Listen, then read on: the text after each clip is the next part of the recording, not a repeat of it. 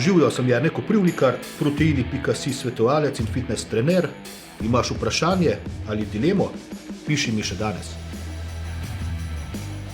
Žiga pravi, da je začetnik v fitnessu in bi rad pridobil mišično maso, zato potrebuje moje nasvete glede tega.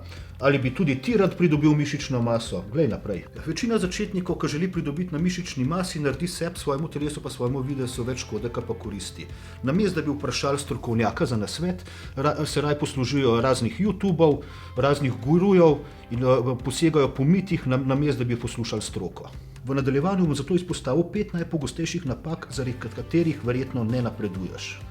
Praktično vsak začetnik v fitnessu misli, da mora vase zmetati enormne količine hrane, da lahko pridobi na mišični masi, kar je pa narobe. Svojo prehrano moraš le skrbno organizirati. Najbolj pomembno je to, da si obroki sledijo. Zajtrk, malca, kosilo, malca, večerja. Ti obroki pa ne smejo biti preveč kalorični. Ne smete se prenažirati. Če se boste prenažirali, boste sicer dobili na masi, na maščobni, ne na mišični. Zajtrkuj kot kralj, jej kosilo kot princ in večerja je kot berač. Pomembno je, da so v obrokih pred in po treningih vključeni ogljikovi hidrati, preostal del dneva pa jejte večinoma beljakovine. Za beljakovinsko malico so odlični tudi sirotkini proteini. Ni ogljikovih hidratov, ni mase. Tako kot beljakovine so tudi ogljikovi hidrati pomembni del prehrane. Če želite dobiti na mišični masi, potrebujete ogljikove hidrate. Dnevno bi mogli nekako zaužiti od 2 do 3 grame ogljikovih hidratov na kilogram telesne teže. To pomeni nekako 80-kilski moški mora na dan pojesti okoli 240 gramov ogljikovih hidratov. To je nekako 300 gramov riža, kilo pa pol krompirja ali pa 3 kila pa pol kisu gazela. Ker pa jasno naš pojedo 3,5 kile kisu gazela, še manj se pa želiš rediti s krofi, si lahko tukaj pomagaš z gainerjem. Gainer pa je mešanica ogljikovih hidratov in beljakovin, ta izdelek je pa namenjen izključno pridobivanju kvalitetne mišične mase.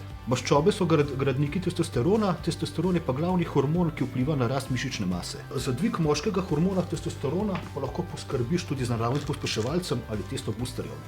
Booster poskrbi za večjo moč in hitrejšo regeneracijo telesa, to pa se kaže na boljšem treningu in večjem porastku moči. Učinek boosterja je pa tudi večji libido.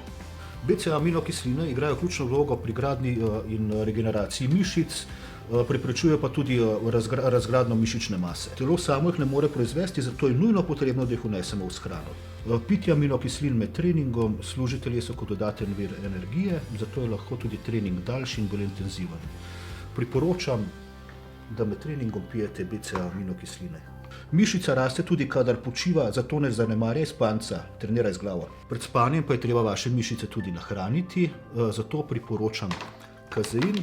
To so sirotkine beljakovine s postopnim sproščanjem, tako bo vaše telo imelo goriva dovolj za celo noč. Imaš vprašanje? Piši mi na info@proteini.si in z veseljem ti odgovorim.